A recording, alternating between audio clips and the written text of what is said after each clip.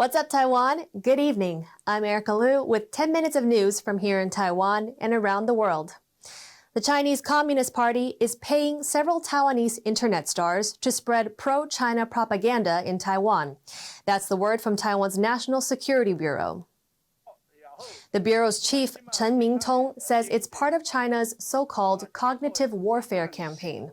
A Taiwanese newspaper, The Liberty Times, reported that several Taiwanese internet celebrities based in China attended the 5th Cross-Strait Youth Development Forum in Hangzhou, China last week. The influencers reportedly spoke about their success running their platforms and encouraged other young Taiwanese to join them. This follows reports that the CCP has been training influencers to use social media to affect Taiwan. The National Security Bureau says it's aware of the campaign and is investigating. The first round of Taiwan's largest annual military games, the Hanguang exercises, kicked off on Monday. The exercises were first conducted in 1984 and are designed to prepare the armed forces for an attack from China. This year's war games will take place in 2 stages. The first lasts for 5 days. It involves many of Taiwan's highest-ranking military officials taking part in a tabletop simulation of a Chinese invasion. The second stage, scheduled for July, will have live fire drills conducted around the country. Taiwan's military has said that it plans to incorporate lessons from the war in Ukraine into this year's exercises.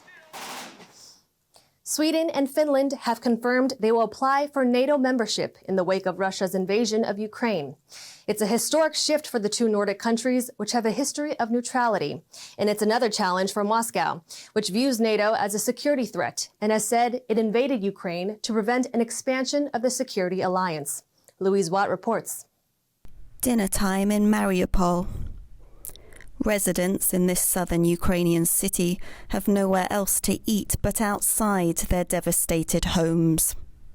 The war has transformed life in Ukraine's battered cities, and now it's transforming Europe's geopolitical lines.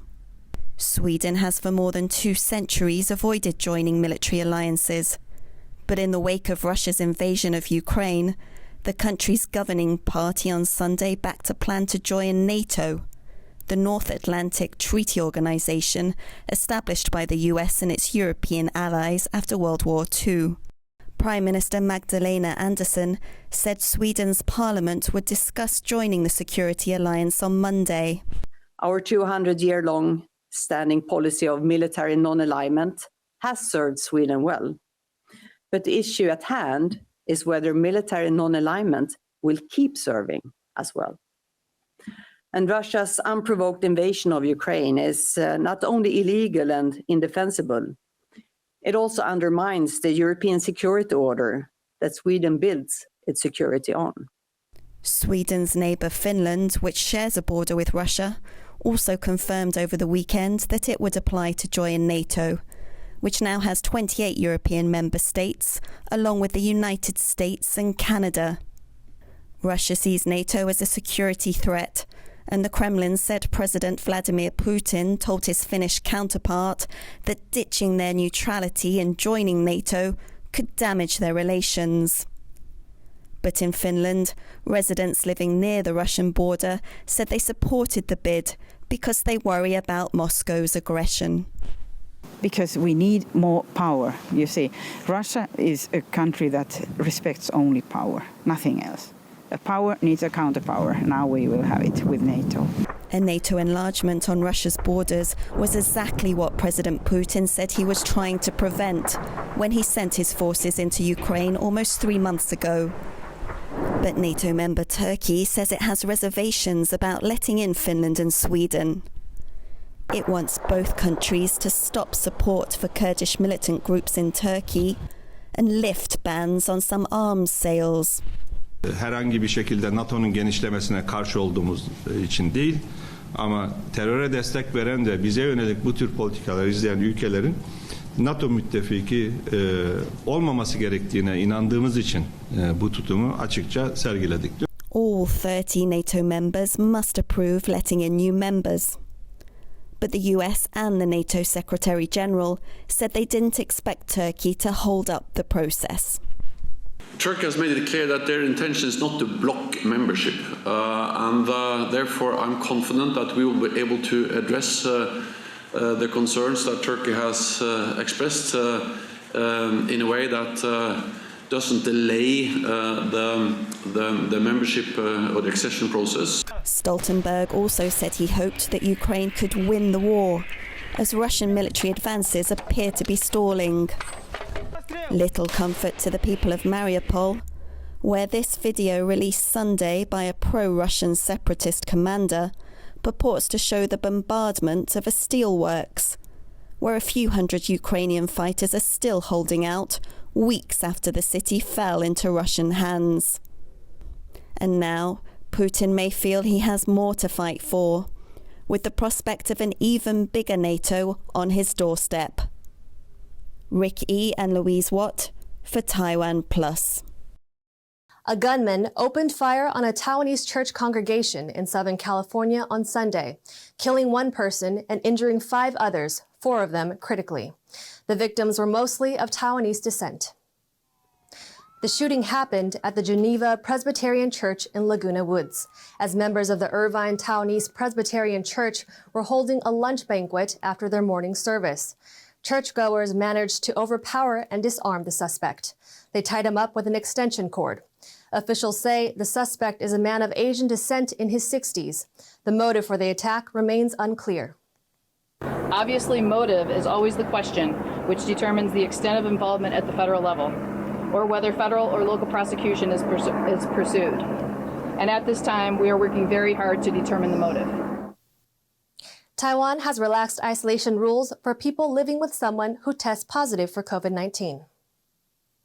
Health Minister Chen Shizhong says starting Tuesday, these people will not need to isolate at home if they have 3 doses of a COVID vaccine and have tested negative on a rapid test within 2 days.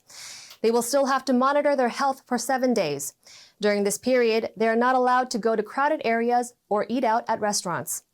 People who have not gotten a 3rd vaccine shot will still need to follow the 3+4 rule if a co-inhabitant tests positive. That means 3 days of isolation, followed by 4 days of self-health monitoring. Taiwan's largest opposition party, the Kuomintang, or KMT, is set to nominate legislator Jiang Wan-an as its candidate for Taipei mayor in November's local elections. That's according to party sources. The 43-year-old Jiang is currently isolating after contracting COVID. It's thought he will formally announce his candidacy at the next major party meeting later this month. Jiang is the great-grandson of Chiang Kai-shek, the former president of the Republic of China, who led the Chinese nationalist retreat to Taiwan at the end of the Chinese Civil War in 1949. That legacy is a complicated one.